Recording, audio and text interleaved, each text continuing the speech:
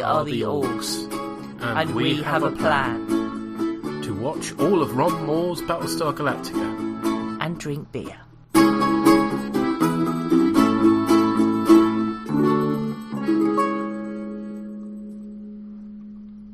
Hello, friend. Hello. And welcome to our Season 3 of Borgcast Galactica, where we start covering the series that most people think of, I think, these days. When you say Battlestar Galactica, it has to be said. Yeah. Ron Moore's 2000... And I should have looked up the year, really, but... I think it might have been actually 2000. Yes, it's something like that, isn't it, anyway? Yeah, I don't know. Maybe we should have looked that up. We should have done, really. Real professionals would have done, but you've got us, so there you go. The series came about as a result of the success of Star Trek The Next Generation. In 2001, a film directed by Bryan Singer was underway. Yeah. Can't have been in 2000 then. Yes, obviously it was later than 2000. Creative differences put paid to that in pre-production. Richard Hatch was also trying to drum up interest from the studio for his take on the continuing adventures of the Galactica. That was going on for ages, wasn't it? It was in development hell, wasn't it? Yes, pretty much. Several spin-off books he'd written, and they got a sample trailer together, which I saw the other day. And rather wish I hadn't, because it sucks. Really? Yes. I mean, all right, so the CG effects are poor because they didn't have money in early days of CG. They would have been sort of trial effects, if anything, anyway. Yeah, but the rest of it wasn't good either, to be honest. Oh, okay. Thankfully, Universal weren't interested either. And a continuation of the original story would have been a bit difficult, because so much time had passed, and only the devoted fans knew the backstory. And do you really want to carry on from Galactica 1980? No. Plus, the most exciting stuff, of course, the attack on the colonies, had already happened. Yeah. So once you've done that, where'd you go from there? Instead, David Icke was hired to be David Icke? Yeah, it's not that one. Okay. E-I-C-K rather than... Yes, there was was he a politician? He was attempting to be, wasn't he? He used to be a sports presenter at one point. Yeah, but he was a complete nut job. But anyway, never mind about that. The David Icke we're interested in wasn't much enamoured with the original series, so was keen to make this reboot very different. In planned contrast, he hired Trek's Ron Moore to helm the series, who did have a fondness for the source material, and rewatched Saga of a Star World, finding echoes between events in that and 9/11, which was very recent history. He was also a student of naval history. He almost signed up before becoming a writer, and he liked the setting on a space aircraft carrier. Yeah. They made a specific choice to go for a more documentary feel, trying to make it more real by relying on handheld cameras. Which, when I first saw this, it felt different, because we hadn't really seen this. I mean, it's kind of passé now, to be honest, but at the time, it felt new and original. I'm guessing that was kind of the approach taken by Peter Jackson to Lord of the Rings, and that was the first time fantasy had been done in that way. He hadn't committed to it in such a big way, to be honest. No, but in terms of taking a realistic approach, in terms of the direction and camera shots and stuff. Yeah, but I wouldn't call Lord of the Rings documentary style at all, whereas the whole setup with this is that, the camera moves around, wobbles as if somebody's holding it, and things aren't centre of the frame all the time, because that's not how things work in real life. So okay. Anyway, this filtered down to the wardrobe choices as well, with no shiny spacesuits, but rather contemporary fashions, which I remember being a bit of a bugbear of mine at the time. I mean, I've long since got over it, but it was like, this doesn't look sci-fi. They're just wearing, well, not quite jeans, but you know what I mean. Moore talked about taking the opera out of space opera. And it's easy to overlook how groundbreaking this was at the time, but it's been replicated many times since, it has to be said. But arguably never equalled, I think. Moore took Saga of a Star World and rewrote the narrative to make it more believable, ditching space casinos and alien ant creatures. Yeah. but you can see why. Yeah. He also ensured the Colonials, who in the original just finished a long war, the Cylons, don't keep all their fleet in one place to be easily wiped out as well. Yeah. We decided to play God. Create life. And when that life turned against us, we comfort ourselves in the knowledge that it was the Cylons that were flawed. But the truth is, we are the flawed creation. We jump into uncharted space. We're a long way from home.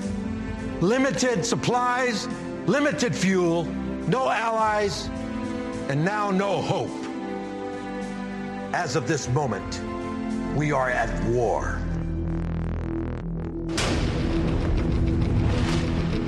Sooner or later, the day comes when you can't hide from the things you've done. Moments ago, this ship received word of a Cylon attack against our home worlds is underway. You're the new breed of Cylon. The last time anybody saw the Cylons, they looked more like walking toasters. I have feelings, hopes, wants, and what I want most of all is for you to love me. The Cylons look like us, then any one of us can be a Cylon. You're gonna die in this body. My consciousness will just be transferred to another one. Another Cylon! Humanity's children are returning home today. Let's get this ship into the fight. Get down! Zach failed basic flight. He should not have been there. He was only doing it for you. Thought I should confess my sins. How's the wife? I promise you one thing. We will make it. We have 50,000 people left. The war is over. It hasn't begun yet. So, do you want to start us off, my dear, with the first half of the miniseries? Yeah. So you start off with you're watching very slowly a ship manoeuvring to dock. Yeah, which is based on the shuttles from the original series. The design isn't that much different, but to be honest, you don't get to see an awful lot of it until the shot when it all gets blown up. Yeah. So. And you've got various screenshots telling you what was going on, which is that basically they're... Captions, you mean? Yeah, that's the word. Sorry. There. And it says that humans created the Cylons, and then the Cylons rebelled and there was a war, and then there was an armistice, and there's like this space station where it was like neutral territory, and they're supposed to meet for talks every year. Every year the colonials send someone, and for 40 years no one's turned up from the Cylons. Yeah, it's a bit like the border station on the border between North and South Korea. Which, did you see that Michael Palin series? Yeah. So that's what they were going for. So very utilitarian. Yeah. And, sort of much sort of kind of left to rust over time, but the humans still carry on the tradition of sending somebody. Mm. So there's this dude there, and he clearly isn't expecting much. Yeah, the Armistice officer. He's played by Ryan Robbins, who will play other roles later in the series. He's got not very good age day makeup on. I don't know if you've noticed. No, I couldn't tell if it was just him and that he'd been chosen because he had an interestingly fucked up face. No, it's the makeup. Okay. Because originally there would have been several scenes of him turning up over the years and gradually aging. And then they kind of felt like they were stretching things out too much, and they wanted to cut to the chase, so we only get the one scene with him aged. Oh, okay. But actually the actor's a lot younger. Okay, fair enough. That explains why his face was fucked up then.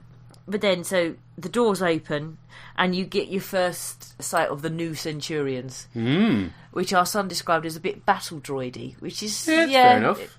But yes, better than that, but slightly chunkier than that at least. Yeah, he's looking through some old school Cylon schematics. Yeah, and obviously these look very different to that because they ain't men in suits, and this was quite a departure for the time as well. And the paper that he's looking at has all got the corners cut off. I know, what is with that? Well, it makes things look different, doesn't it? I suppose. It's an old series tick that they kept. He's also got a picture of Boxy, his son, on the desk, and we'll see him a bit later on as well. CG looks a little bit dated now. In parts, but... They kind of float a bit, you know what I mean? They're not quite in the scene. Oh, so you're talking about things that my eyesight just... Yeah, you see, with your lack of depth perception actually comes in handy at this point. Yeah, I can't see what you're on about. There are certain shots where I am aware, and I think it's to do with... It's mostly the spaceships, the outside shots of some of the spaceships, and I think it's to do with light and shade and what material it looks like it's made from, if that makes sense. That's the sort of thing that makes me aware of effects. The textures on it. Yeah. And then the woman we later find out is number 6, walks through the door.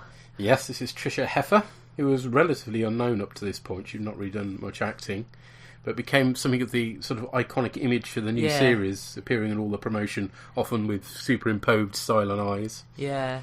Yeah, I mean, humanoid Cylons. Now, Ron Moore says he based this on the idea of Count Ibley from the original series. So maybe he didn't watch 1980, because we did have humanoid Cylons in that. And it was never actually established that Count Ibley was a Cylon. There was some sort of relationship between him and the Imperious leader, because he had the same voice. But Yes, I mean the whole idea here is to have some humanoid ones. It started as a cost-cutting measure, but of course adds drama and tension because you don't know who is and isn't a Cylon, and that much will be played on that over the course of the series. Yeah. So she comes up to him. She sits on the desk, looks at him, and says, "Are you alive?" And he's kind of like, "What do you mean?" So then she kisses him, and then they blow it up while she's kissing him. Yeah, you get the signature tinkly music. Yes. Starting up.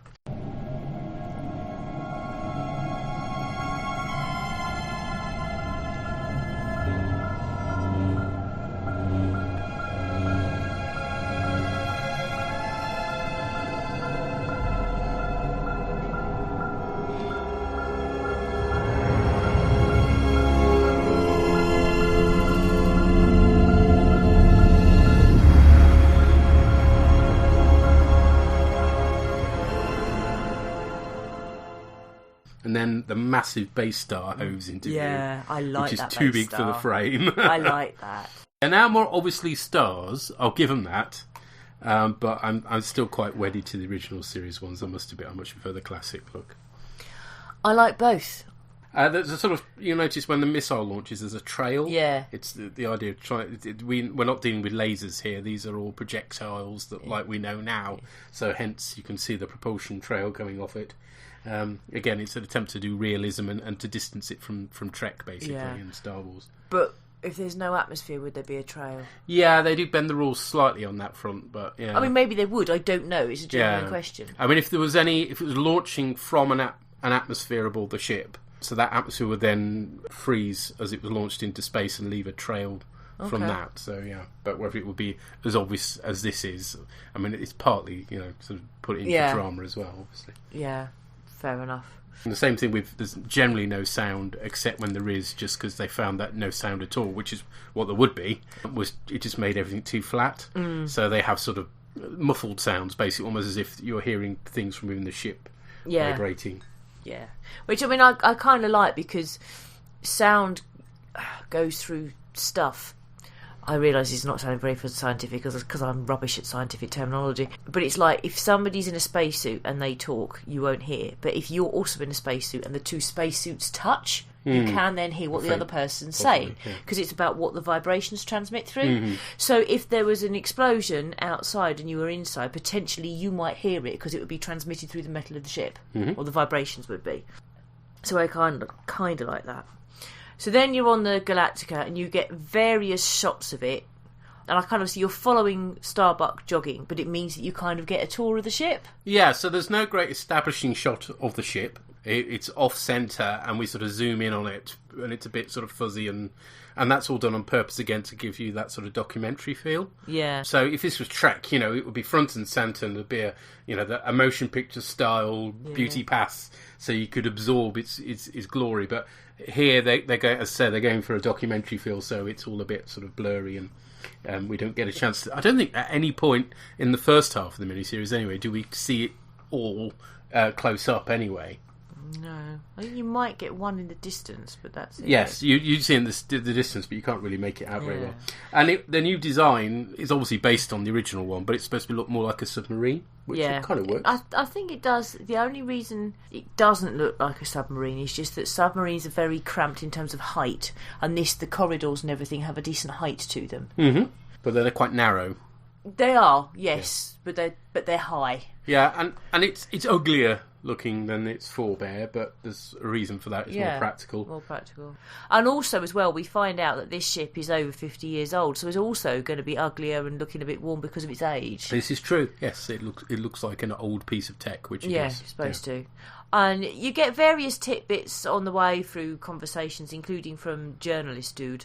Yeah, that's Doral. So, first of all, we meet Starbuck, which is interesting, that she's sort of front and centre. And, the fan outrage. Can you remember? Yeah. When it originally announced that Starbuck was going to be played by a woman, Katie Sackhoff, and everybody's like, no, it can't possibly a woman. Starbuck's a bloke, including Benedict complaining about it, despite the fact he did that publicity shot with her. But, kind of got over that now, I hope. Well, you say that, but then somebody went and said that The Little Mermaid could be played by a black person. And Yeah, it's just shifted, hasn't it? But yes. It's the same issue. But it's this one long 4.5 minute Steadicam shot that we get, starting with Starbuck, and then, as you say, moving on to Doral, who's played by Matthew Bennett, who we recently saw as a Martian officer in The Expanse. Oh, I wondered where I was recognising Which it is from. a show that owes an awful lot to BSG, as I suspect Andy would agree. Yeah. But it's a nice way of providing a sort of plot dump as we follow these different characters and we learn about them and learn about the situation they're in. We meet Adama this way as well, just sort of wandering along the corridor. Yeah. It's no great introduction to, effectively the captain. Again, different to Trek. Yeah, so you get various people sort of stopping and saluting and saying, I just want to say it's an honour. And basically, the tidbits that you pick up as you're going along are that the ship is over 50 years old. Unlike all the modern ships, although they have computers on board, they are not networked. Mm-hmm. You also find out that it's in the process, the Galactica is in the process of being decommissioned, and that they've already turned part of it into a museum. It belongs in a museum. So do you. No, it is a museum, eh? Yeah. and later on you get a line about, no, we can't use the whatever launch bay is, a gift shop line, which is sort of quite amusing. And then you've got some engineers complaining about the state of something, and they're like, it's broken, we need to fix it. It isn't a museum, it's a ship. And obviously at this point in time that is true, it's not yet been decommissioned, and Adama's like, no, you're right, get out there. Fix it. So we introduced to Callie, who's going to be quite a central character, and they've got the engineering orange boiler suits on, which is nice and logical for the military. Makes you think of aircraft carriers. You see them on deck, and because they have to be highly visible, exactly, don't they? Yes. And all the uniforms in BSG are wonderful. There's a lovely consistency and logic about them all. I was watching Adama and Ty's uniforms this evening, thinking, oh yeah, I quite fancy one of those, because they look wonderfully naval. It was a mixture of naval and Air Force, really. They're great. Yeah. And all the different badges and the stuff, it all makes sense and it's logical, and it's up there with the Monster Maroon in terms of it feels proper. Yeah. Rather than a lot of the Trek uniforms, they're nice and bright, reflecting the original series, but they never quite feel like as a uniform as a result, because they're it's quite sort of day-glow colours, whereas these are much more muted and again uniform colours. Yes, you're right, but that's why I like the First Contact uniforms. Yes, exactly, yes. These look very similar to modern day, particularly the dress uniforms. Mm-hmm. The other thing we haven't mentioned is who's playing Adama. Did you know back in the day was Edward James Olmos a name that you... No, I didn't recognise the name because you know me, and I did a whole, I know him. Why do I know him? I don't recognise the name. And of course it was Blade Runner. You see, I was completely opposite. I recognised the name, but I was like, that looks nothing like Gaff from Blade Runner. And of course, Gaff from Blade Runner is under quite a bit of makeup and also quite a bit younger. Yeah. This is a rather more grizzled Edward James Olmos. I mean, it was interesting seeing him in the Blade Runner sequel. Yeah. And he's more of a sort of combination of the two in that. But the thing is, when I first saw this, I thought it was the other way round. It had been so long at this point since I'd seen Blade Runner that I kind of went, oh, so maybe they've put all this makeup on him to make him look old and grizzled as Adama. No, do you see what I mean? Yeah, and that's the way round I had originally. Yeah, originally suffice to say, I mean, his performance is just absolutely amazing throughout. Brilliant. It's just electrifying, whatever he's doing. Originally, they were going to make it all low key. They were going to introduce him on the toilet, chatting to Ty. Okay.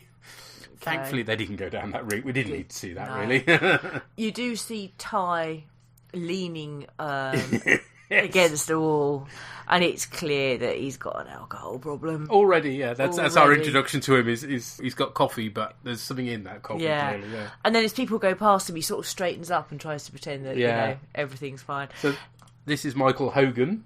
Now I think I knew him before as well. He was the littlest hobo, so I don't know if you remember him from that. Possibly. Maybe tomorrow I wanna settle down. Until tomorrow, the whole world is my home. Although, to be fair, it wouldn't have been that long, because I rewatched the entirety of The Littlest Hobo while our son was very small, because it was on at 3:00 in the morning when I used to feed him. Yeah. On one of the channels that no longer exists. So, actually, I may Desperate Parent channel. Yeah, pretty much. The one I watched all the cheers on, I think, as well. Probably. But yes, they had The Littlest Hobo and Babylon 5 as well. Uh-huh. But The Littlest Hobo was on at stupid o'clock in the morning. Yeah, it was all on at stupid o'clock in the morning, wasn't it? It was really, yes. Yeah. I think it's also showed Champion the Wonder Horse. Blimey, Charlie. Like you said, Desperate Parent channel. Now, Michael Hogan is one of the many people that we're recognising also from Fargo now, which we just recently started watching the TV series of Fargo, and which is filmed in Canada. And there seems to be a fairly limited pool of Canadian actors, so anything that's filmed in Canada, you will see the same faces coming up again and again. And in Series 2, he's got a significant role in them as much as he's in most of the episodes, but not in terms of a talking role, I think it's fair to say. So it's really weird seeing him in that. I'm thinking, that's Ty, and he's just sat there looking morose. Yeah. Oh, when we meet the engineering crew as well, we meet the chief. Mm-hmm. Yeah, Chief Tyrrell, played by Aaron... I've got Douglas down here. I'm pretty sure that's a typo, and it's Douglas. Yeah. Yes. I think I've seen him in stuff since, but I don't think I'd seen him in anything before. No, most of the people, I hadn't seen anything before. But as I say, anything since that's been set in Canada, you'll have seen them again. Yeah. Same with Gator as well. Yes. He crops up in Man of Steel and Watchmen. Yes, although I think I'd seen him in something before. So you get to meet most of the crew, you get a decent tour of the ship, and you get a feel for the ship. Including the hangar deck we end up on as well, which makes good use of CG set extensions. And we get to see the classic Mark II Viper design, which has changed relatively little from the classic series, just adding little touches to make it more like a modern jet fighter. But we also see the Mark VII in the background, which is a bit more sci-fi and super-duper. Yeah. We get to meet Laura Roslin, who's Minister for Education. She's visiting on the ship and just gets she's just one of the many people who just gets a brief mention at this point, and is and there's a conversation about she obviously wants computers networked, presumably for when it's part of the museum, and basically Adama's saying not while I'm in command, which I presume means that it will happen later, like after it's decommissioned. In why did she not just wait for 2 hours or something? Yeah, so she's played by Mary McDonnell, which I didn't know before, but apparently she's been in Donnie Darko and Dances with Wolves. But then again, we've just been watching her in Fargo. Yeah. So when you had the Mark II Viper being decommissioned, you also get a really, really terrible photo that Adama gets presented with. That's supposed to be him and his sons, except he just looks like a really bad photo of the Fonz. It does. Apparently, Adama looked like the Fonz in his youth. Hey. So also going on, as well as the tour and whatever, is after she's done her jogging, Starbucks playing poker. So you've got she smoking a cigar, you've got Boomer there, you've got Hilo there who's sucking on a lollipop. Bizarre.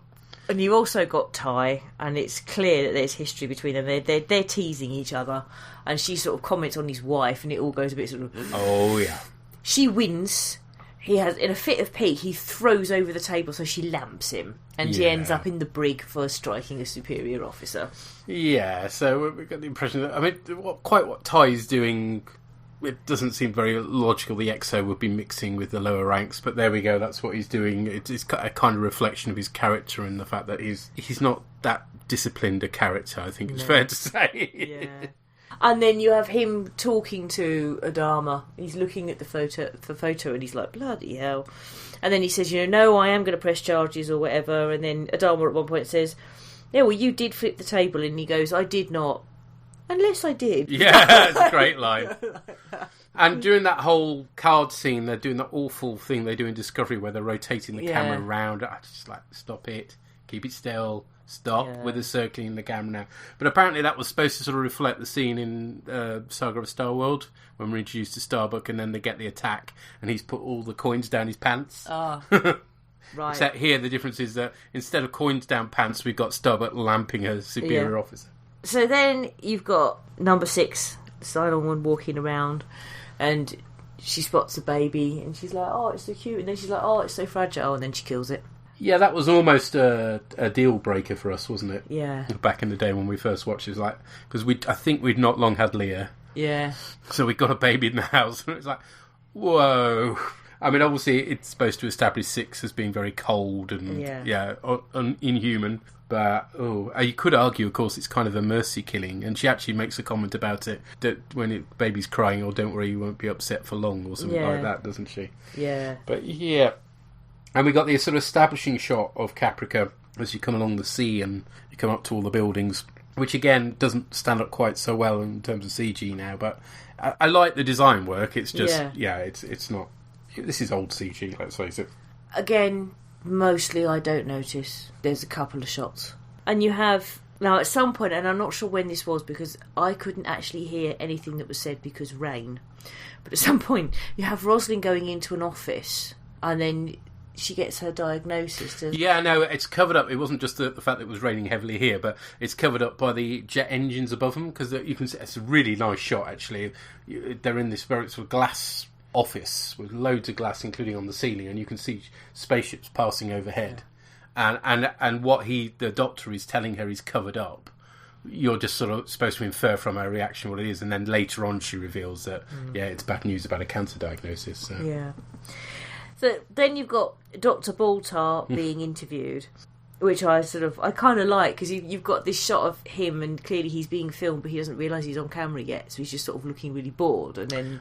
To be honest, I don't think he cares. Yeah. It's kind of establishing him as he's above all this, basically. Yeah. Very, very different to Colocus's character of Baltar, obviously.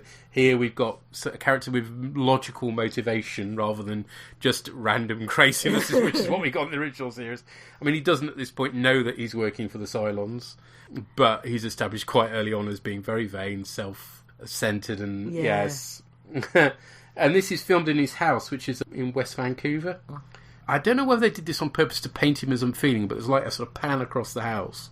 And you see these fish in, not goldfish bowls, but in like very little vases. Yeah. And I was like, oh my gosh, that's a ridiculous way to get... I do hope they got those fish out quickly. Yeah. Yeah. So then he and Six are having sex, and her spine goes all red. Yeah, it's a classic scene, isn't it? Yeah. And this is supposed to sort of reflect the number of political scandals where information was leaked as a result of men basically letting their libido get away with them. Yeah. You think Profumo affair in this country, but yes. But others as well. Mm-hmm. And you get snippets of the fact that she's got access to the defence mainframe. Mm-hmm. And you think this is not going to go well. Then you get to meet Adama Jr., Apollo. Jamie Bamba. And at this point, he comes across as a right douche.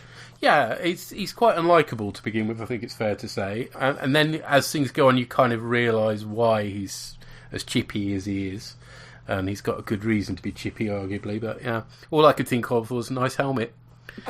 Sorry. Because I do like that helmet design. It's taking the Galactica one and making it a little more practical. And the way that it sort of clips into the neck thing on the suit, so it gives you a sense of there being a proper air seal rather than in the original series, the sort of helmet's just sort of wobbling there. And, and then that ridiculous thing in 1980 where they had to get changed into a different spacesuit to go outside. Yeah. Because clearly their helmet wasn't going to be airtight. Yeah.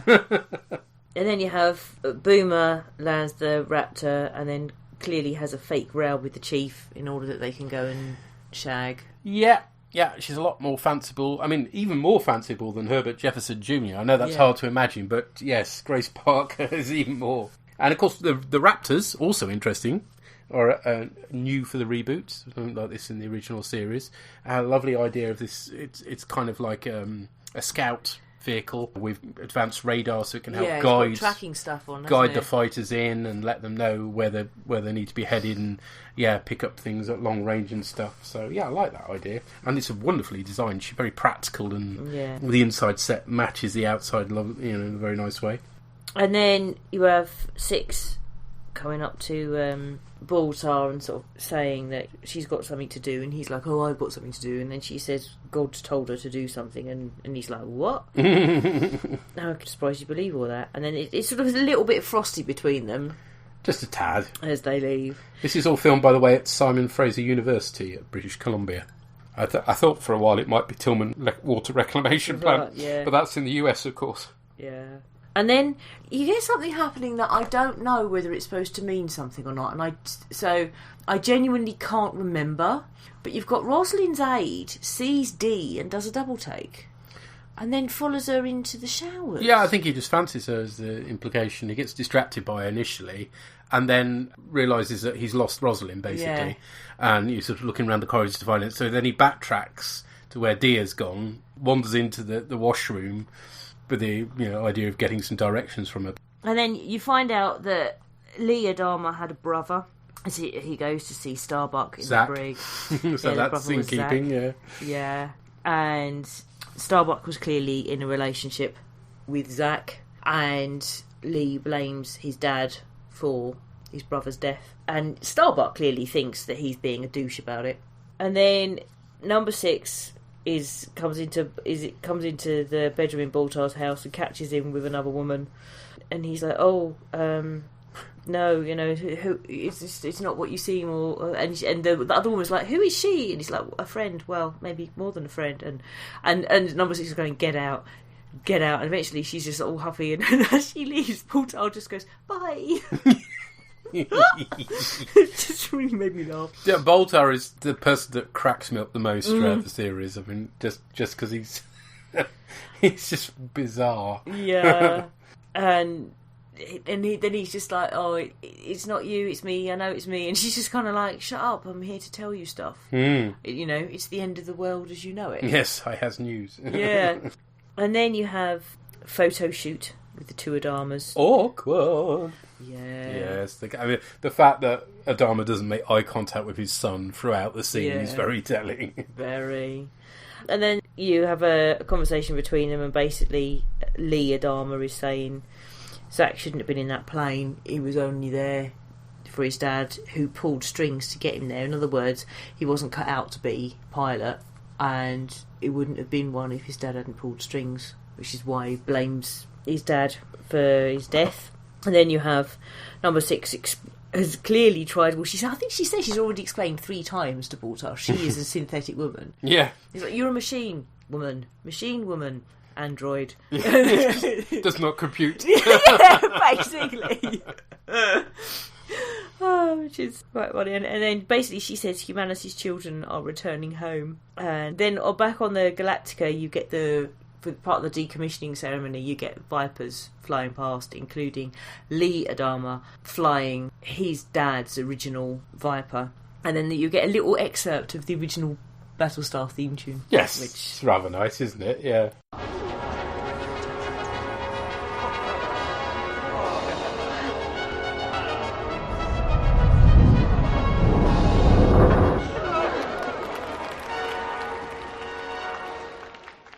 which I like. And then during his speech, which you've heard him rehearse the first line, which is talking about the Cylon War, but then he sort of pauses and he stumbles, and then he goes off-piste, basically. He does, yeah. And he's like, we never asked if humanity was worth saving. Are we worth saving if we can still commit murder and visit the sins on our children? Don't take responsibility. We created the Cylons.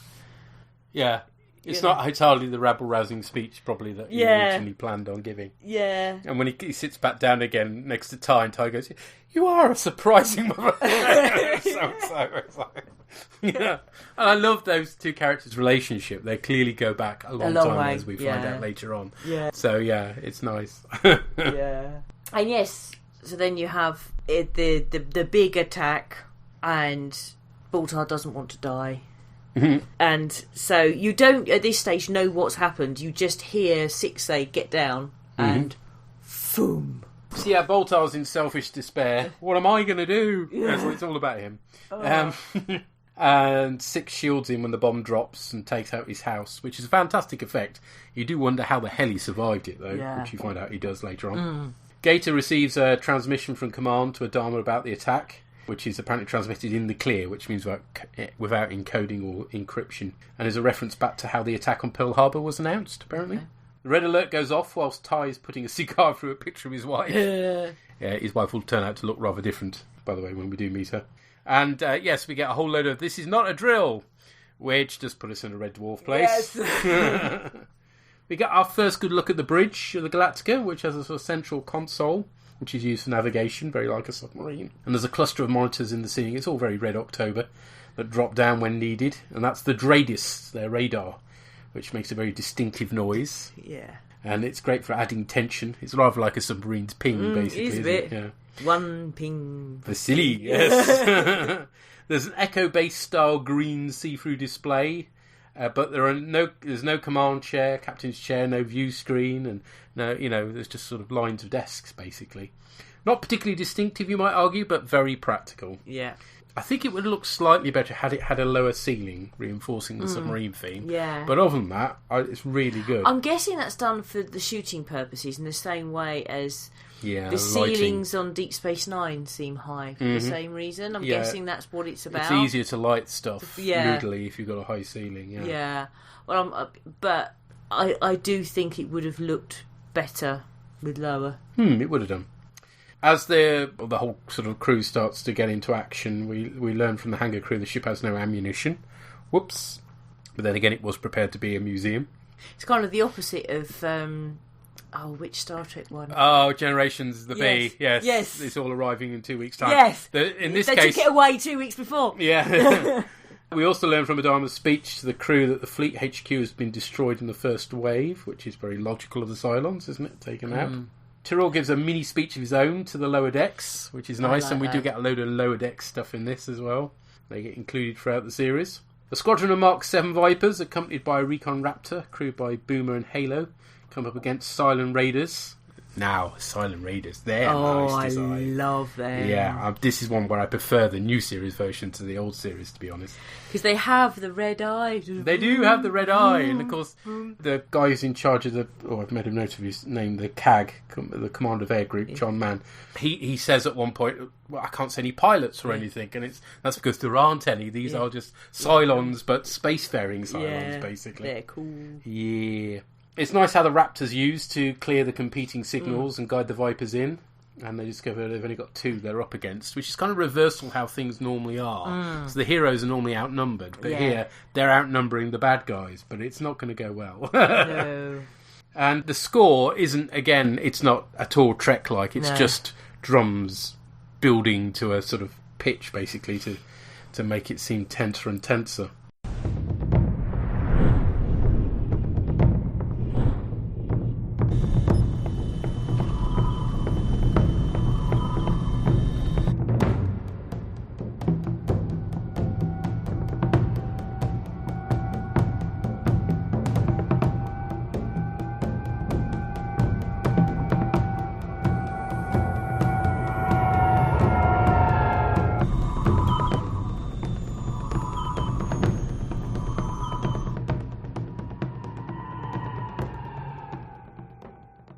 We hear from Adama they've lost 30 Battlestars, a quarter of the fleet in the opening battle, which doesn't sound good. Not really, no. And the only fighters they've got left on the Galactica are Mark IIs. Oh, and the starboard launch bay is a gift shop now, which is a bit of a problem. The CAG lets Boomer know what's going on before they get blown to bits with the rest of his squadron. And it's all very sort of physical, sort of bullets flying from their ships, except most of their ships are just flying around aimlessly because they've got zapped. And when his power goes, he calls for Jolly to take over. Yeah. You noticed that? Yeah. So, yay, Jolly! But Jolly is dead and we never saw him. Or her. Could have been her in the series. We don't know. But that's another thing as well. The way that the missiles are in is kind of like rail guns. Yeah. You get that in The Expanse. Mm-hmm, that's true as well, yeah. The Raiders then launch missiles at the Raptor. So Boomer launches the Swallow, which is a countermeasure of some sort, which takes care of one of them, but the other one hits and there's a big hole in their ship, which Halo manages to plug, but he's been injured in his leg. And I love that. She says, we're hit. You think? So, they got a fuel leak as well, so Boomer lets their inertia take them to Caprica, which is a nice bit of science. And as they approach Caprica, we see the remains of a Battlestar that's been sliced in two, which is very Wolf 359, isn't it? Yes, yes. Adama tells the crew about the nuclear strikes on the colonies. And they went with nuclear because that also means something to us as, sort of 21st century viewers, rather than it being photon torpedoes or something, which then you've got to think, well, what the hell does that mean? Well, we know what a nuke is and we know what a nuke does, so... Rosalind steps up to make an announcement as the captain of Colonial One is clearly... Well, it's not Colonial One yet, but it will be. Is clearly shaken by the news he's received. Then there's an inbound missile heading for them, which Apollo deals with. Which apparently was a much longer scene. Originally, he was sort of guided it to a planet and let it crash into... Yeah. But they decided they hadn't got time for that, or the budget for that. So instead, we just get him blown it out of the sky. On Caprica, as the mushroom clouds rise, it's a really atmospheric scene when Boomer and Halo are on the planet's surface. And then in a scene reminiscent of the saga of Starworld, we get all the civilians turning up. They're not waving torches this time. And you've got loads of civilians, including Baltar, who are hoping for escape. And they draw their sidearms, which are based on Blade Runners. Okay. Yeah, with sort of practical shots rather than lasers again. Apollo makes it onto the cargo bay of Colonial 1, which apparently is I tried to work out what the hell this space was where they filmed it. Apparently it's a loading bay of a ferry. Oh, okay. Which, when, what's-his-face, the journalist guy is coming down the steps, it's really obvious then it's a ferry, to be honest. Okay. Doral complains that Rosalind is now giving the orders. She's organising a rescue mission and Apollo falls in. The question of who's in charge will come up again. And again. And again. Boomer organises a mini rescue with children taken on board the Raptor first, including Boxy, I know you noticed. And then after that becomes a lottery for the remaining adults. Galactica launches its Mark II Vipers, as they have 2 raiders approaching. And it's interesting, the launch of the Vipers is very similar to the original series. There's a bit more sort of detail given, but yeah. There's a problem with Starbuck's launch, which I guess is natural since these are old ships. Yeah. Again, Ron Moore distancing his show from Trek, where things never break down, let's face it. Fortunately, the Raiders' anti-tech eye thing has no effect on the Mark IIs because they're older. But unfortunately, they do get a nuke away and it strikes the Galactica. Their hull plating absorbs a lot of it. They don't have shields, it's hull plating in this. But they're facing multiple decompressions, which is nicely represented on the screen, all the lights and stuff like that. Ty is placed in charge of dealing with it, and he's like, it doesn't initially seem like he's going to rise to the occasion, but he does. And orders the affected areas sealed off and vacuumed out into space, which dooms around 80-odd of Tyrrell's crew, some of whose bodies we see drift away. So we get a real idea of the damage. And later on, the remaining wounded are brought through, and they're properly dead, I think it's fair to say, in this series. Halo recognises Baltar as one of the greatest minds of their time and gives up his seat on the Raptor for him. The Doctor briefly sees 6 in the crowd before they take off. And Halo has to shoot a dude off the Raptor, which is all very messy. Rosalind's ship receives a message that reveals the President, Vice President and the Senior Ministers are dead. They sort of send a signal back to say she's still alive, and then they get a message back to say, well, even though she's, 40-odd in line? 43rd. Yeah, that's a big old cabinet, isn't it, if you think about it? Much bigger than the one we have. But they've got 12 planets. Oh, that's true, yes. If it's the whole colonial, yes, you're right. But anyway, bottom line is the other 40-odd are dead. And Rosalind's present now, and she's sworn in with very shaking hands. Yeah. And shaking voice for that matter too. Again, she's another brilliant actor. Yeah. And she's sworn in by a priest dressed in purple. I thought you'd appreciate that. Called Elosia, and she's played by Lorena Gale. No, I recognise her. Middleman! Aha! She's in Middleman. Yeah, in the pilot. And this is supposed to sort of parallel Lyndon B. Johnson being sworn in when JFK was shot. Oh, okay. There's that classic, really well-known picture of him. But he's I presume his hand on the Bible as he's sworn in. I mean, obviously he was only second in command, so you know perhaps more likely to expect to be called upon. But here, yes, poor old Rosalind probably wasn't expecting it. Ragnar Anchorage has a munitions depot, so that's where Galactica wants to go next. But there's an entire silent fleet between them, so Adama calls for a hyper light jump, something they've not done in a long time. Yeah, it's their version of hyperspace or going to warp, but it's not something they do a lot, is the point. They're trying to keep it as real as possible. News comes in of even more losses of Battlestars, including the Fleet Admiral, and ultimately it's clear that Adama now is in charge. Yeah. Or is he? Or is he, yes. Rosalind orders Apollo to get Adama to turn up and help the growing ragtag fleet. It's a nice nod to the original series. Lee points out his real name, but Rosalind says Captain Apollo has a nice ring to it. Yeah, I suppose it does. We're rather used to it now. Poor chap's caught up in the middle of a power struggle. And he's probably relieved, to be honest, when he has to hang up because of the incoming raiders. Yes, 2 more attacking them. And yes, this all sets up the power struggle between Rosalind and Adama, which is going to play out for quite a while. Getting away from the original series, where Adama basically, all right, there was the Council of 12, which theoretically was answerable to, but always by the end of the story, he got round them somehow. And they never really had any teeth. Rosalind has teeth. There's more music that isn't really music, but definitely ramps the tension up. A big flash. Galactica loses the ship's signal due to a nuke going off. And seemingly having lost another son, Adama gets a hug from Ty, which apparently was improvised by Michael Hogan. Oh, sweet. And he orders the jump prep to resume. And that's the first half of the miniseries. What did we think? I'd forgotten just how much build-up there was. Mm-hmm. It's a little while before things really kick off, isn't it? Yeah, no, I remember... the kids didn't really last that, let's face it. We did try and get the Sprogs to watch it. They got as far as the nuclear strikes, but they didn't get much further than that, did they? No. It was Adama's speech that finished them off. And there is a lot of talky stuff. And I think they're just simply not old enough to sort of take that on board, because it's interesting talky stuff as far as I'm concerned. There's always loads of tension and stuff going on in what's being said. But yes, I think there's a fair degree of action in the first half of the miniseries all the same. Yeah, I think... But it's difficult for me because I'm watching it now knowing how it pans out and how good it gets.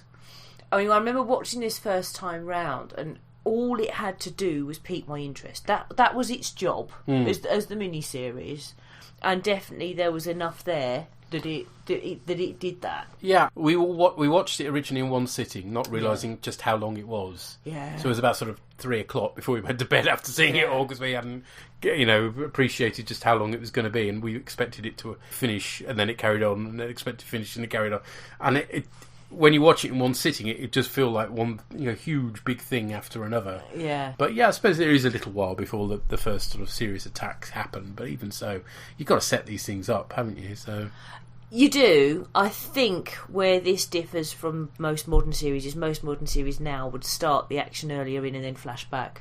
Yes, it would be.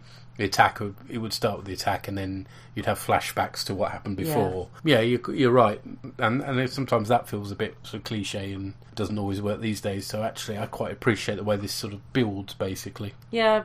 And we're watching it and going, "Oh, there's the Viper," and "Oh, that's what the Galactica looks like," and "Oh, this is what Adama." I mean, I think for us, because we're more invested in the kid, because neither of the kids lasted very long into Galactica, the original series. No. They're not at all invested in it in the way that we were, because it's like we wanted to see how they'd redone all the classic characters and redone the classic ships and stuff.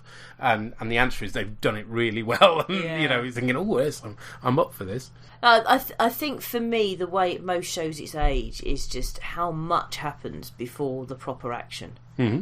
Because even the original didn't have this much beforehand. Yeah, I mean, I think the original gets stuck into the attack a lot earlier, doesn't it? Yeah, it does. Yeah. And I'm not saying it was a mistake at the time, but for me, it dates it. Mm-hmm. More than anything else, that dates it. Because if you think about it, quite a lot of it could be done after. Well, it could be, but as I say, I'm not, because I'm invested in the characters already, because of the original series. It's not an issue for me, but I suspect anybody coming to it without that level of investment, it would be an issue for them. See, for me, I'm not invested in any of the characters because none of them are the same, and they just have the same names. That's it. I don't see they have the same name, Adama. I don't see them as the same characters. I think it's one of the reasons why I never had an issue with Starbuck. This is just new, so it's not the same. What's the same for me is, or I'm looking for parallel, shall we say, is the world.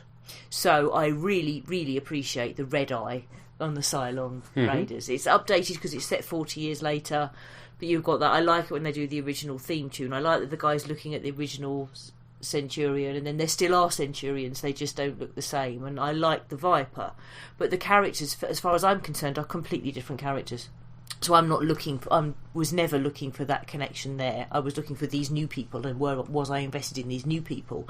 And absolutely from the get-go, I don't like Lee Adama, and I know I change my mind about him as time goes on, but at this point, I don't like Lee Adama. I do like Scarbuck because she lamped Ty, who I'm not at all convinced I like. I like Commander Adama. I like Roslin. And I like Chief Tyrrell, and Boomer and Hilo. And actually, if you're looking at, this was a weird way to do a pilot, I think, a mini-series. I don't think it had been done like this before, had it? I'm not sure whether this was a standard thing or not. Certainly it was new to me. It was new to me as well. But, I was like, it looks cool, and I can name sort of 5 or 6 characters that care about enough that I want to keep watching. It's done its job, isn't it, really? Mm-hmm. Cool. Well, let's find out what other people thought. We've heard from Doreen. Hello, Doreen. And she writes, I'm back from outer space. Sorry. Thank you, everyone, for putting yourselves through Galactica 80 and making/contributing to the Borgcast. You appear to have answered one of the televisual enigmas from my childhood. I think I managed to catch the farming episode, or at least part of it. Gosh. And all my brain kept annoying me with was images of kids bouncing around fields. Yeah. I had no idea what it was and kept wondering if it was a spin-off from Daryl. I don't know what that is. Because I thought there was a robot girl involved. Thanks again for that, especially as it you guys who had all the pain. I quite enjoyed night 1 of BSG after watching it. I feel the silence of attack and why, thanks to Anthony reading me the subtitles. I like what I've seen of Apollo, and I'm intrigued by his respectful dislike of his father, which is all mixed up in his grief. This, along with many of the other characters, makes me feel like we've got three-dimensional people here. Yeah, actually, I would say that's one of the big differences between this and the beginning of the original Battlestar. Yep. Is that very much all the characters you see are rounded characters. Anthony points out that Serenity's Firefly silhouette is in the sky near the beginning. So presumably at some point one of the many ships you see in the beginning is silhouette of a Firefly, which would make sense because it was Firefly that did no sound in space. Yeah. So, yeah. The female characters are much stronger and much more realistic, as we were promised. Yeah. Cool. Thank you, Dora. Thank you. Yep, definitely ringing the changes. Yeah. We've heard from Daria from the Ozploitation podcast. You know, I hadn't come across Ozploitation before, but it's a thing, apparently. Their latest podcast covers the amazingly titled The Shrimp on the Barbie, which is about as Australian a film as you can imagine. Yeah, I can imagine. Yeah. But there we go. Hello, Anne-Marie and Peter Org of the Orglington Parish in Orgshire. This is Daria. I've written in a few times before, but now they're onto the shiny, new, reimagined Battlestar Galactica. I thought I'd join the throng of feedbackers who have put their thoughts into audio form. I get to use all my nice podcasting equipment, and it doesn't even matter if I can't spell. Anyway, I've been laid up lately with a broken foot, so I thought I'd get a head start on the new show, and I'm just finished watching miniseries Night 1. Should mention right out the gate, I knew next to nothing about the classic series of Battlestar Galactica, or 1980 for that matter. In fact, even when listening to your coverage of those series, I tended to picture the characters from those shows as their counterparts from the current one, so make of that what you will. I don't know if those classic series felt so, bloodthirsty as this one does, though. I know sometimes you talk on your coverage of the previous shows that people get over things too quickly. I have a feeling everyone in this one's going to be in a permanent state of trauma. Not least Dr. Baltar. I've really got to say, James Callis does this awesome job of portraying how he's going to be for a while. That at the moment he's appalled, shocked to the core of the guilt of what he's done. Incomprehensible amounts of guilt at the idea of having killed essentially everyone on a scale that he can't even comprehend. That's a lot of guilt and regret, and I think James Callis is showing us the horror of that, not to mention the confusion, but also at the same time that he's afraid. Because if there is ever a crime you'd want to avoid getting caught for, this would be it. He's got this mix of guilt, fear, and the occasional shot of relief when he somehow keeps surviving. In fact, not quite sure how he did that. Apparently, number 6 is nuclear blast proof, or she was standing right in front of a cellar, but anyway, he made it out, and Hilo thinks he's so clever he let him on the ship in his place. Another thing for him to have mixed feelings about, that he gets to survive, but it's at someone else's expense, even when he was trying to do the right thing and let the older woman on in his stead.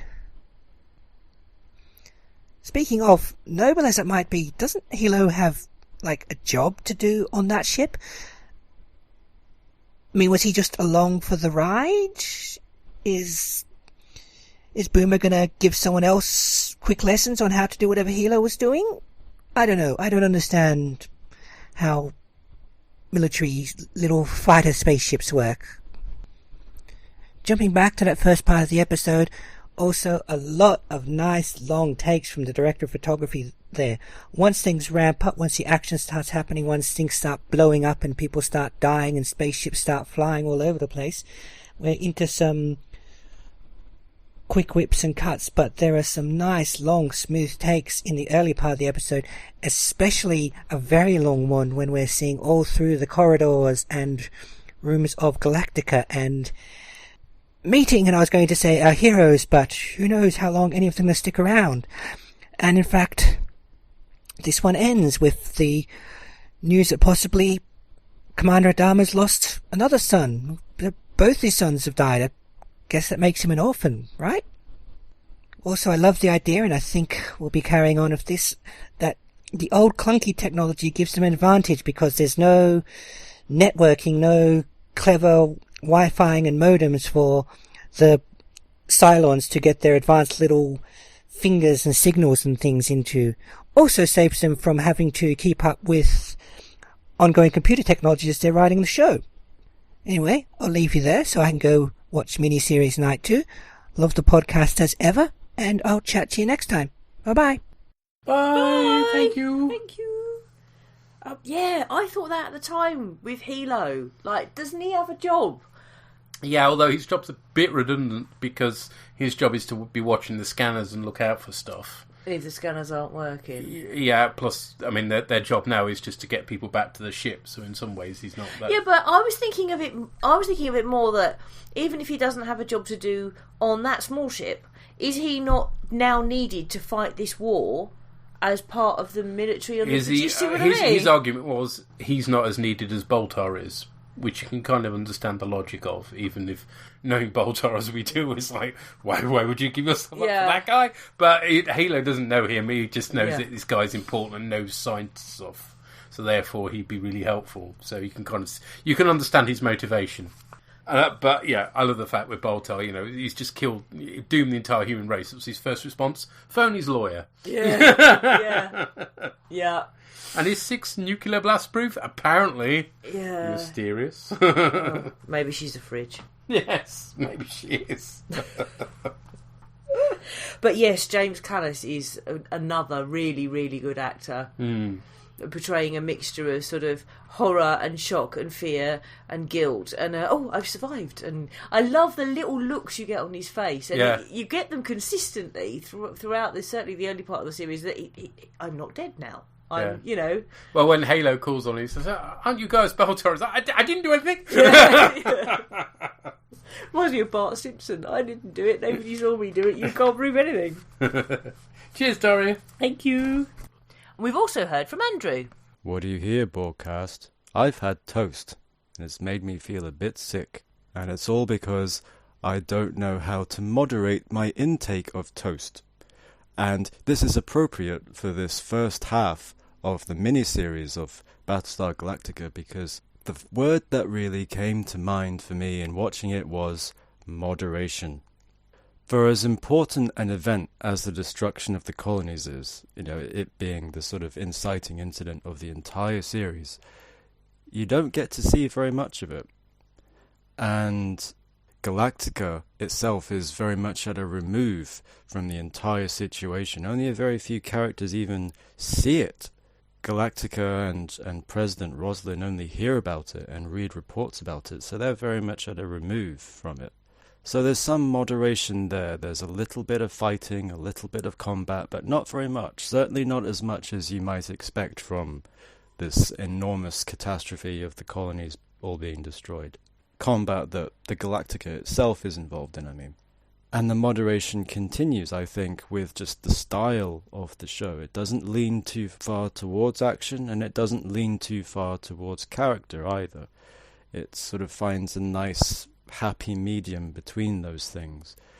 The cinematography doesn't really draw attention to itself. It's kind of functional and straightforward. The editing is the same. It's not really super quick. It's not ponderously slow. It's just a nice, even unfolding of things, unfolding of events. And the music doesn't hit you over the head with sound. It's just sort of enough to remind you that it's there and create some mood. And there are the characters themselves who, in the face of this enormous event, I felt were very calm about it. Particularly on board the Galactica, nobody really sort of freaked out about it. There wasn't anybody who articulated the thought of they've got friends and family on any of these planets and they need to go back and help them. Everybody was very professional about it. Everybody kind of dealt with the situation, dealt with the practicalities of the situation, which I thought was kind of interesting. There were specific events that were closer to Galactica that raised people's sort of emotional levels a bit higher, like the fire, which affects Chief Tyrrell a lot, and the explosion on Rosalind's ship, which seems to kill Lee, and that affects Adama. But those sort of high peaks of emotion just kind of are brought under control quite quickly. Everybody gets their shit together, and there's a kind of professionalism, a kind of understanding of we need to put our feelings to one side for a second and just do our jobs. We can mourn our losses later, but now, for right now, we've got stuff to do, so let's go on and do it. Which I thought was kind of interesting. And it's the same with President Rosalind as well. She has a little bit of trepidation in giving the oath of office. She modifies the language a little bit. But after that, she's very on mission. There's no doubt at all that she's in charge and she's going to do her job. So there's moderation there as well. There's emotion going on, but it's kept under a lid. It's not allowed to boil over because there are more immediate practical concerns for everybody to be getting on with, which I thought was kind of interesting. I thought it was a good start to this series. You get little sketches of the characters and sketches of their relationships. Obviously, it's not going to get too in-depth on any characters in particular. But you get good little glimpses of who everybody is, and there's I think a strong effort to build Galactica as a community, as a crew who have been together for some time, because obviously they're going to be the focus of the show. So there was a lot of effort there. They haven't fully dialed in yet to what the show's going to be, I don't think. Colonel Tai says Jesus at one point, who I don't think is one of the Lords of Kobol. But it's a good start to the show, I think. And I'd say I'll be interested to see where it goes from here, but I know where it goes from here, so I'll be interested to watch where it goes from here, knowing where it goes from here. Don't think I have an awful lot left to say, so I'll probably just stop there and watch the next half. Okay, thank you very much. Bye-bye. Thank you, sir. Thank you. Bye-bye. Yeah, people complained, apparently some people complained anyway, that they didn't get to see the entire fleet getting destroyed and stuff. But as you say, it's all about moderation and also that documentary style of seeing what the characters are seeing. So they're not there at that battle, so they don't get to see it. So we don't get to see it. So, it's logical. Yeah, and I think it helps, that sort of style, I think helps you be more invested in the characters earlier on. Because you're seeing everything from their point of view, and their sense of not knowing what's happening, their sense of frustration, their sense of being once removed. If you see what I mean, it's sort of it makes you see things from their point of view, and I think that helps in terms of if you're trying to sort of build up and develop characters. Yeah. And yes, we do get glimpses of everyone. I mean, obviously we spend a bit more time on some characters than others, but I don't think there's anybody major added after this point. But those people that perhaps only had a few seconds of screen time will get to spend a bit more time with as the series goes on. But yeah, there are one or two characters that get added later on, it occurs to me now. But not many. Not many, actually, yeah. And so, characters like Duala, for instance, we'll learn a lot more about her, but I mean, here she's only got a couple of scenes, really. Gator, we'll see more of as well in the future and find out a bit more about, so yeah. And in terms of Colonel Tai saying Jesus... Yes, until you mentioned it, that hadn't... But you're right, that's so out of character, that's weird. Well, you've got two options. You've got the option of what he actually said was something that would mean nothing to us and it's the closest equivalent. Mm-hmm.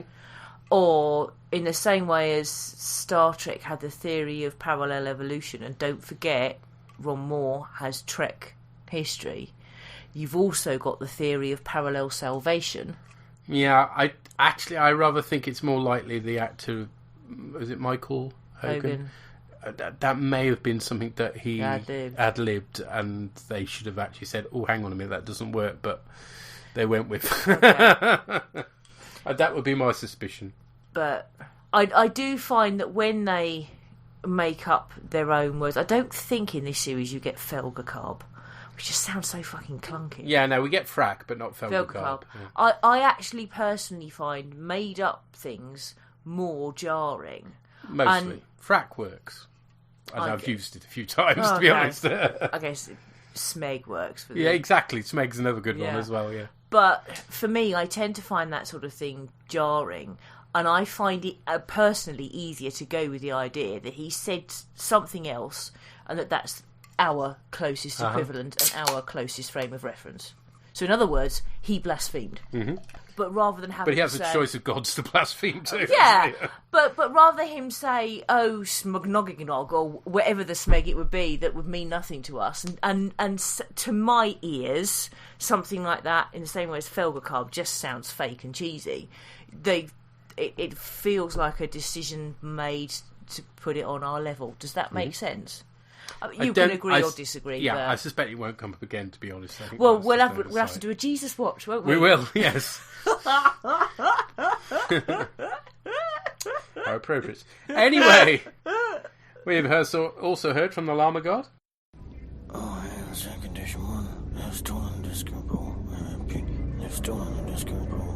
Well then, what the hell was that? That wasn't any fun at all. Where's the disco stuff? Where's the crazy music? Where's the dancing? Where's the repeated use of special effect shots? Where's the cheese? Where's the cheese, damn it? Okay, we knew that this Galactica was going to be a completely different thing, and it's probably not fair to actually judge it alongside and hold it up to the same standards that we would have held Galactica or Galactica 80. That's not really holding it very high at all, though, is it? No, this is a very different show. Right off the bat, this is a series that is determined to be as different from its source material as it can possibly be, and also to be as different from other particular spacefaring shows of the time. And this is the show that Ron Moore jumped onto after basically partly being kicked off, partly walking out of Star Trek Voyager, and as we'll see further down the line, this is kind of more in the vein of what his Voyager would have been. So yeah, there's a definite attempt here right at the start to show that this is a serious, dark, actual show. And I'm going to surprise myself a little bit here as well. I'm actually going to be slightly more negative towards this than I was expecting to be. Now, don't get me wrong, I love the series, I absolutely love the reimagined Galactica, and that was one of the reasons why I was excited to start this journey and come along with you on it. But of course, this does mean, however, that I'm holding this to a much, much higher standard than I would have held the original Battlestar Galactica and indeed Galactica 80. Because with those shows, I was expecting them to be cheap, cheesy fun, and for a large part they were. But this show, I'm expecting something else, something bigger, something better, and in this opening miniseries, it doesn't quite deliver. Now, that's not to say that I'm writing this off at all. It's definitely intriguing, and there's definitely a lot of the potential there for the storylines and for the character development and everything that I loved about Battlestar Galactica, and it's all there. You can see the seeds being sown quite early on with a lot of this. But yeah, initially off the bat, this is a very slow, very quiet, meditative piece on it. It is long, it is slow. Whilst watching this, Joe commented that nothing much really happened, and that's true, but at the same time, the way it's filmed, I mean, this is the kind of slow storytelling that I like, as opposed to, say the slow storytelling that you'd have gotten in some of Galactica or Galactica 80. No, this is slow, taking its time, but for a reason. But it's interesting. So one of the things I remember talking about with the pilot of the original Galactica was the Cylon raid on the colonies. It didn't ever actually feel like a raid on the colonies. It felt more like, well, they were doing exactly what they were doing, which was strafing and blowing up a car park. And admittedly, those scenes themselves back in the old pilot were interesting, and obviously we had to realise that they didn't have the budget or the capability to actually film an attack on several colonies. So fast forwarding 20 years or so, you'd expect something better. And weirdly, this Galactica doesn't quite deliver it. Yes, the shots of Caprica being bombed are chilling and they are very effective, but somehow still doesn't seem to manage to capture the scope of the actual disaster that's happening. I do wonder, we don't actually see a lot of the ground level Caprica stuff. I mean, yeah, we get those wonderfully creepy scenes in the city, especially with Six stalking the streets and killing a baby in its cot. I mean, that's very effective, but you don't actually see anyone ground level to actually mourn for, and I was kind of expecting to see more of that kind of thing. I mean, yes, we do see things through Baltar's eyes, but he doesn't actually experience any loss himself. So, yeah, it's a very peculiar one, but admittedly, I won't say it's been done badly at all. There's a definite sense of helplessness there. And that's what's really interesting about this show compared to the other Galactica, is that whereas that show was very much a rip-roaring space adventure, definitely not a clone of any other sort of science fiction show,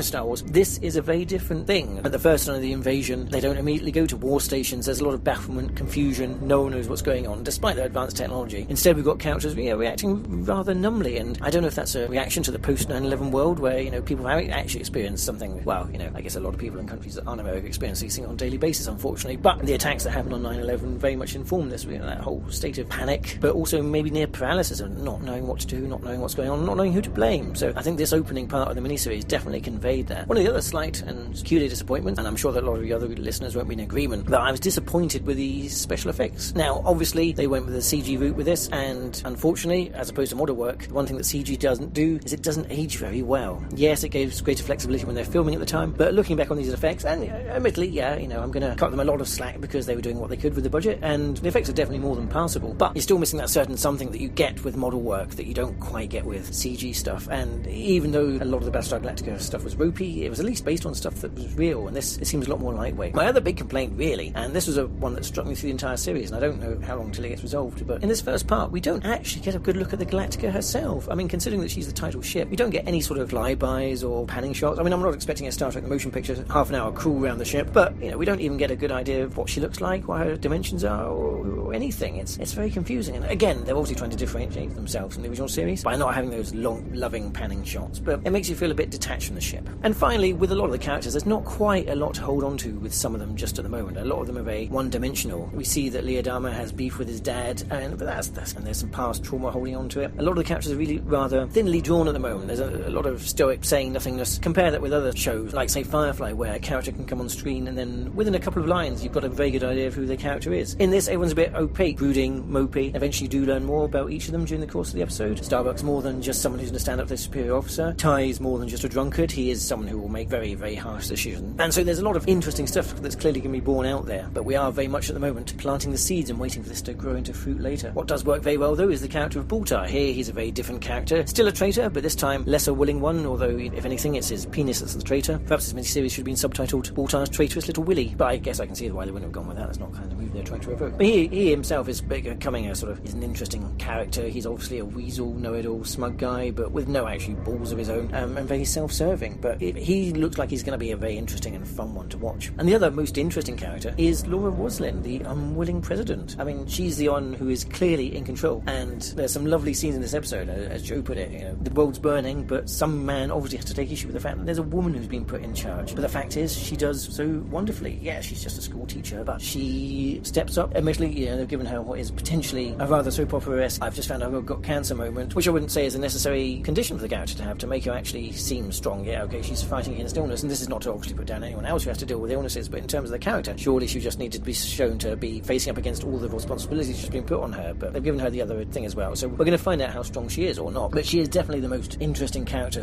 by far, and already she seems like she's a capable leader, as well as butting heads against the redoubtable Adama, who is, again, very different from his Lorne Green incarnation, much less the lovable uncle, much more the uncle that you'd respect from a distance. But yes, I'm definitely looking forward to seeing those two butting heads, as they're bound to do very soon, given that one of her first acts is to countermand Adama's order. And here we see another side. This Adama is not someone who's going to bow down to the civilians. He's there with his military might, and he's going to see what happens. So it'll be very interesting to see where all this goes from here. And yeah, I know what's going to happen, but, you know, I'm just keeping with the spirit of things. But yeah, you know, much as I've been negative and critical about this, as you say, I'm more critical about the things you like than the things you don't like, just because you expect more right from the get-go. There's some lovely moments in this. I love the fact they've kept the Vipers. I love the whole idea about the Galactica having to have old technology to counter the Cylons. That's a very effective way of giving them old school technology whilst living in a modern, I guess, smartphone era. I guess smartphones were becoming a thing when this was created, and giving an excuse for that, and that's very creative, and I like what they've done with it. And also gives us an excuse to see Vipers, because obviously that design of Viper is old school now by TV sci-fi standards, but no, they came up with an excuse to have that as well. So yeah, I'm liking what they've done with a lot of this, and I'm looking forward for everything to unfold. Like, for example, will we find out whether Lee survived or not? And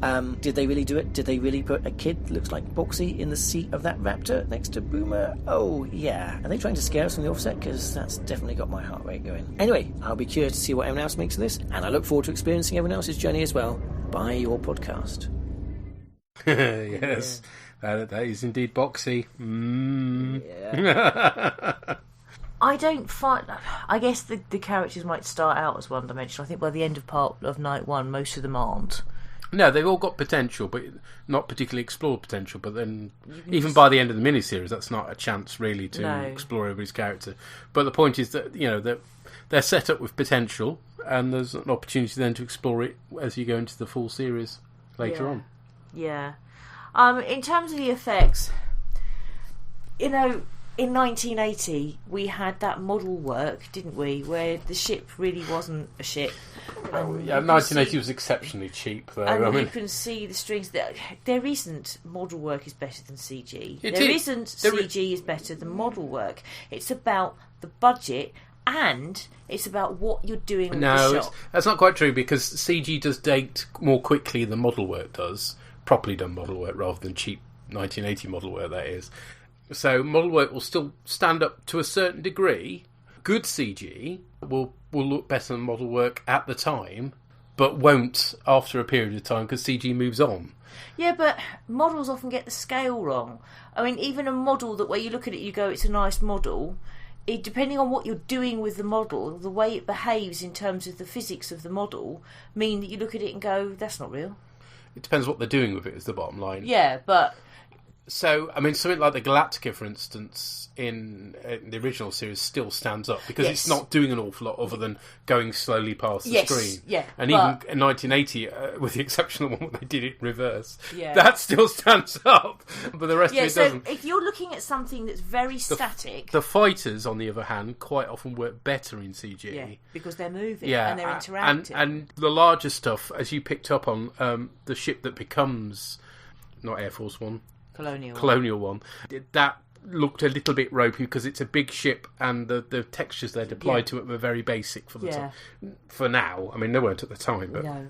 So I think for me it's about the nature of the shot. So if you're looking at a fairly static or straightforward shot in terms of motion, model work tends to be better and stand up better. But the moment you introduce motion, or... I don't think you get it in this, but certainly thinking about even when Doctor Who paid a lot of money for their budget and did good models, fire never worked. Yeah, fire, water. Yeah, so it depends what you're going to do. Yeah, but yes, I think the things that really jumped out at me were the Cylons looked a little bit wrong. And I honestly didn't spot not that. so bad in close-up, but when they're walking down the corridor, that didn't look great. And Caprica, when you're introduced to that was very poorly defined. There wasn't enough level of detail on that. But there you go. Other than that, I think the spaceship stuff actually stands up pretty well. Yeah. But they're not doing the beauty shots, as Lama points out, but that was purposeful because they wanted to distance themselves from Trek, and they wanted that documentary style. But I think as well, though, if they were constrained by their budget, once you've made a model, like of the Galactica or whatever, you're going to get your beauty shots, aren't you? Because it's about getting your money's worth. Whereas a beauty shot of a CG Galactica presumably would cost more. Is there budgetary constraints coming into play, potentially? I don't know. Ultimately, they're not looking for a beauty shot of the Galactica at this stage on purpose. I'm not sure if it comes in later on, but certainly when the fleet assembles, I think the ragtag fleet, that is, you then start getting the stock shots of them all. So yes, it probably comes in then. I seem to remember there isn't a toilet seat in this one. I seem to remember there isn't a toilet seat ship. I see. Yes. And yeah, Rosalind's cancer isn't a throwaway thing. That will come up a bit more, but that's not spoilers. But yes, I did notice Lama very carefully avoiding spoilers, and thank you for that, because the idea is that there might be people who are watching the show for the first time. So therefore, if you can avoid referencing what comes later on, it's worth doing, because it enables people to discover it as we go along. Also, people like me who might remember key points but have forgotten certain things. Yeah, the amount I've forgotten is quite considerable. So, for example, I had totally forgotten that Hilo stayed behind. Mm-hmm. So, there's obviously going to be some kind of plot line there. Can't remember any of it. Mm-hmm. So, yeah, thank you for not mentioning. And we've heard from Drew and Tracy. What did they make of this? We just watched the first part of the mini-series, didn't we? We did indeed, Yes. And what did you think of that? Oh, it's excellent. I cannot fault it. Brilliant. I do remember watching this the first time. Yeah, this is your second time, my third time. Yeah, definitely. And I can't remember how intense it was, though. I know. This is so intense. I really enjoyed the 80s version. It was all light-hearted and a bit of fun and a bit of like comedy, and I was moaning about how shit the comedy was, but this was really, really intense. It's realistic, it's gritty, it's dark, isn't it? I was just... why it's so serious? But it is. It's just, it's so serious. Yeah, like, for instance, when Ty shuts off all the bulkheads and then ejects all the people into space to put out the fire. Yeah. We didn't see that going on in the earlier Galactica, did we? No. When the actual school teachers and all that were on fire and all the kids who had fire in the classroom, they just got on with it. It was fake fire, though, to be fair. It wasn't real.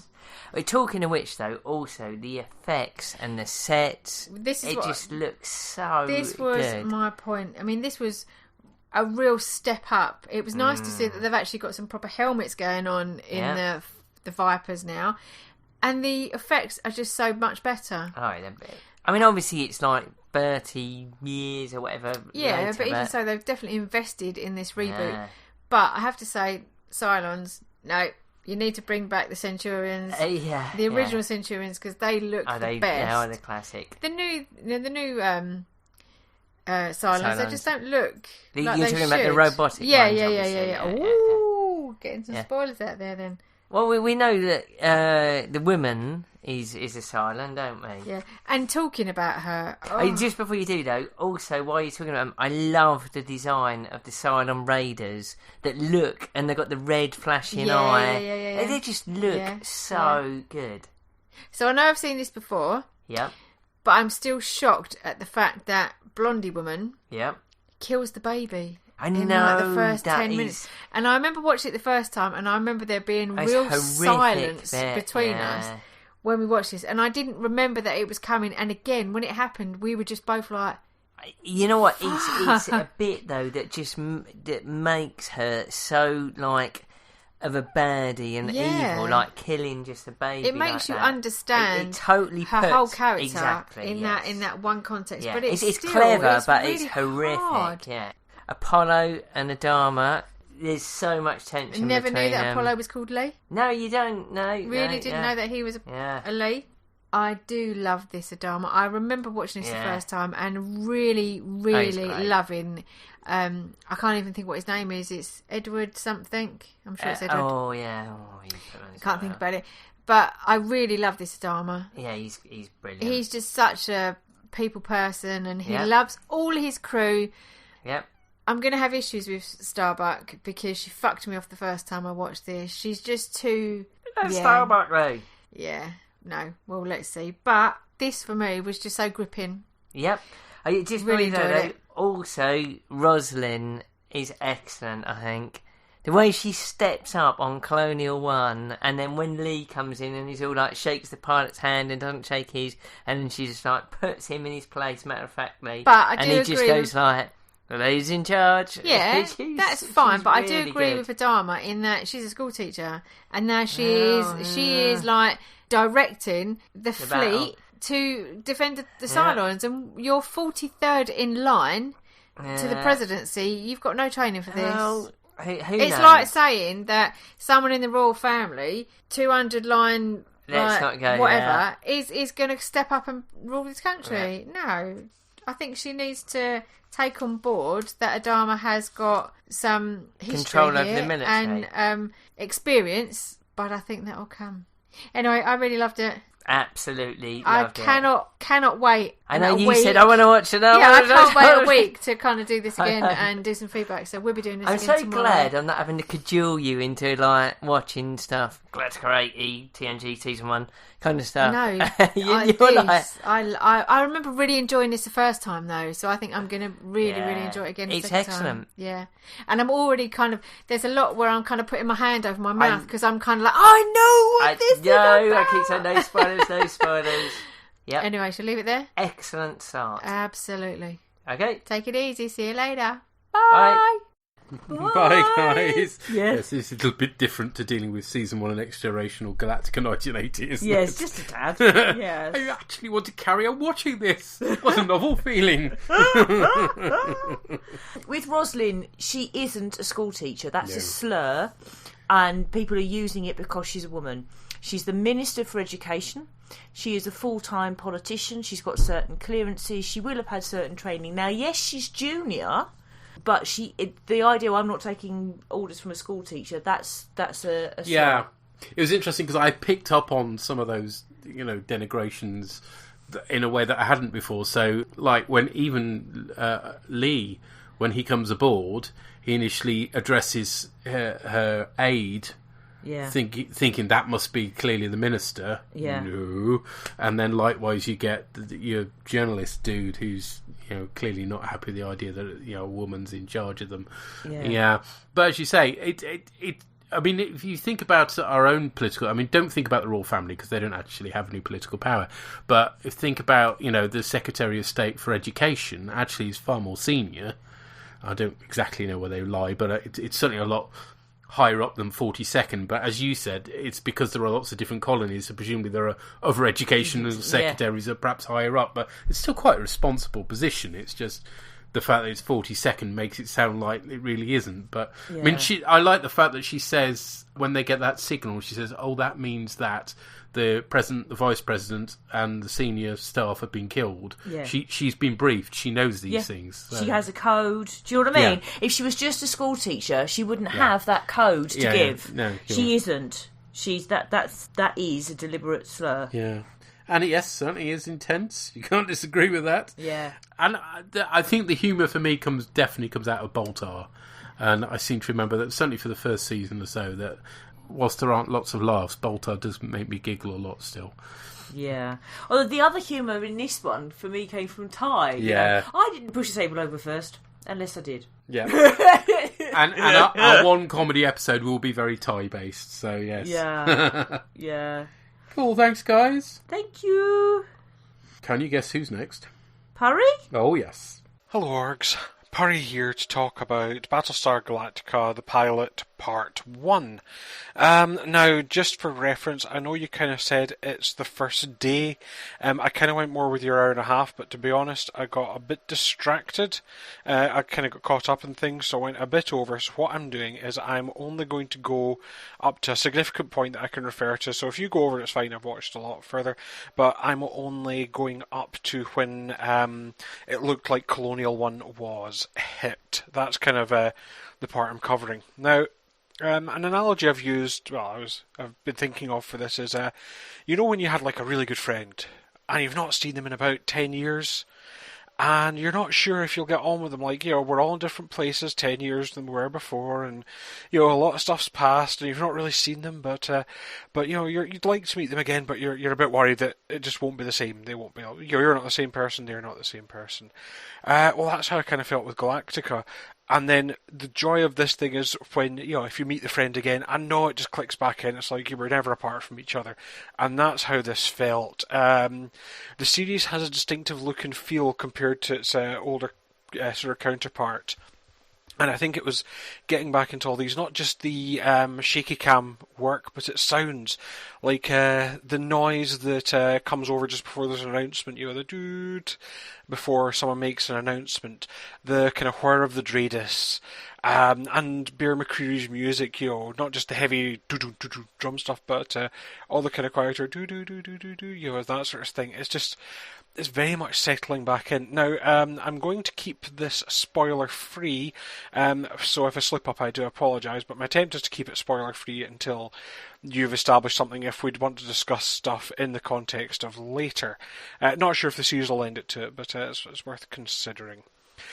So far really enjoying it. Now, to get some background, I was actually really sceptical of this series when I first heard of it. Bear in mind at the time, Richard Hatch was actually trying to start his own sequel series or spin-off series. And so when I heard, Ron D. Moore's making it, well, at the time, Ron Moore, to me, said, and that's just my own sort of ignorance of what was going on at the time, but he was very much tied into the Berman Trek, and I was kind of like, the Voyager guy. He wasn't actually much involved in Voyager, so I was discrediting with that. And they'd done a whole load of changes, like Starbuck's a girl and Boomer's a girl, and they've all got names, like he's not called Apollo anymore, he's called Lee.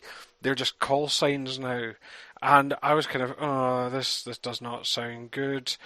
And actually, when I first watched the pilot, I was a little lukewarm on it, and I don't know why, because so far watching through, I think this is actually really good. One of the scenes I absolutely adored was the first time we really got onto the Galactica, and we're following Adama around, and it's just a great way to introduce a lot of the main cast. You see Starbuck. It starts with Starbuck jogging through the ship, but we also get to see Adama, and indeed we kind of wander through the sets. And I mean, aside from, again, it's like coming home, you're coming back into C&C or the launch bays. Again, that's just because I spent so much time there years ago when I was last watching through this series. But going back to all these lovely sets and kind of running through it, you've got these are cut to Starbuck, the tour guide, but we also see everyone. We see Starbuck, we see Adama, we see Ty, we see Tyrrell, and we even, once we get to the poker game, we see Boomer and Hilo as well. So we're really getting to know all the cast here, and we're kind of getting little snapshots of their life. You get to see that Ty's clearly not well, or alcoholic, possibly a bit drunk, and Starbuck's obviously, sort of a bit of a wind-up merchant, but also a bit aggressive and volatile. And we get, you get to see Adama and how well respected. But there is also, again, we get a good introduction later on in the episode of the conflict between Adama and his son, Apollo. And I think part of that, I actually really liked how they put Zach's death in off camera, and indeed made it more of a point of contention. And I thought that was quite good. That basically Lee never thought he was good and he was ready to fly, and Adama was pushing everyone into being a pilot like he was. So I really loved a lot of that stuff. I love a lot of the references back as well. The old pictures and the models of the old Cylons, as if that was the war that ended. So I liked that. And the plot, I think before I thought it was a bit slow, but actually I really like the way the pace unfolds in this. I like the way that we get the slow reveal, and of course the minute you see Six, as she's called, she does introduce herself in the episode, and she kind of eventually, you see Six first killing the baby, but obviously being part of Baltar, and indeed the Cylons properly curb stomping. We don't get to see all of it, but you do see, for example, when Boomer and Hilo head to Caprica, and you see the the wrecked Battlestar and that sort of thing. But I really like that, and they just knock out all the computers. I thought that was really interesting, and of course then we get a proper space battle with the old Vipers that they had in the museum, getting launched against the couple of attacking ships, and you get a really good sort of scene with the Galactica being hit by a nuke and burning and that sort of thing, and all the damage control. So I thought that was really good. And again, also the way they gave commands, they speak in a lot of military jargon, and I think that works really well. They don't sit there and say, when they're saying stuff, when Starbuck launch is aborted, she's spitting a whole load of jargon, and they don't explain it, and they don't have to. It's just there because we don't need, it doesn't give us any info. If it was important, they'd explain it. We also get introduced to Rosalind, who I'm a big fan of. Mary McDonnell. She was in Sneakers, which is one of my favourite films, and in general, I thought her character builds up quite well. And we just in general get this shock of their society being wiped out and where they're going from this. Now, speaking, of course, I could talk about the characters, I think we will, but one of the things that comes from this, so Lauren Green was excellent, even when he was mainly acting befuddled towards the Milky Bar kid. But Eddie Olmos, now, he wasn't really on my radar when this started. I remember him as Gaff in Blade Runner, but I didn't really know much about him, and he is just an absolute rock. He is definitely one of the major supports that this cast rests on, and carries off both the kind of warm and respected officer and the gruff old man in this really well. So yeah, overall really good stuff. Looking forward to watching more of this. In fact, I may well watch it before you've even done the podcast, so we'll see. But already a good start, but we will see how this series unfolds. So thanks for giving me an opportunity to rewatch this. I do look forward to everyone's comments on this, and I'll definitely be feeding back in the next part, unless hell, high water, injury, fire, or etc. stop me. So until then, bye for now. Bye, sir. Thank you. Yeah, we're testing people's patience in a far different way with this series. Whereas before it was like, can I seriously watch another episode? This is like, can I possibly wait until I've seen another episode? Yeah. In terms of spoilers, because there's so much I've forgotten, we're not going to have a spoiler zone, because then I would have to not be in part of my own podcast. Yes. I mean, we'll just talk about things as we discover them. Yeah. I mean, beyond the fact that things like revealing Six's name, for instance. Well, she does say she is the 6th of 12. Does she say that in this? Yes, she does. Right, I missed that. There you go. I thought that came a bit later on. But yeah, beyond stuff like that. So that's cool. The tie not being well. Yeah, you don't say. Yeah. I hadn't realised Mary McDonnell was in Sneakers. It's been a long time since I've seen it, but I really enjoy that film. Oh, right. I don't think I've ever seen that one. What's it about?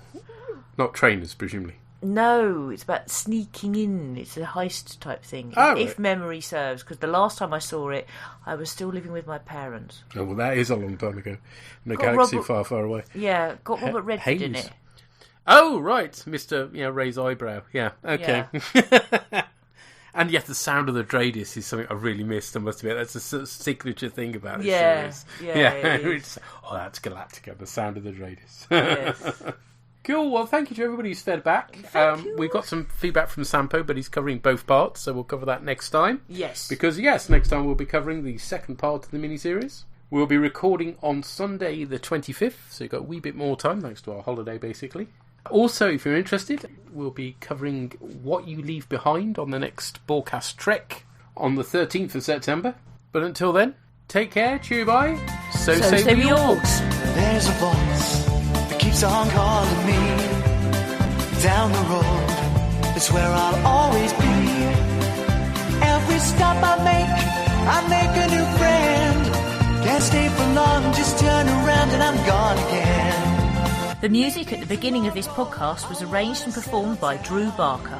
All other music is used for illustrative purposes only, and no copyright infringement is intended. The artwork for Borgcast Galactica was created by Andy Pelastides. To contact us, send emails or MP3s to borgcast@gmail.com. Contact us via Twitter at rev_org or Borgcastammo. #Borgcast. Visit our website at galactica.libsyn.com.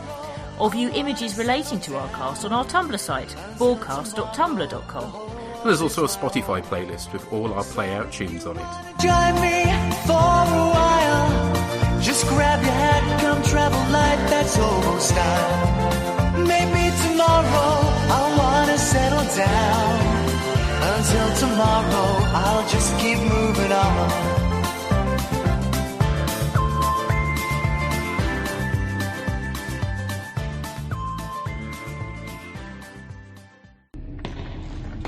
Shut it down!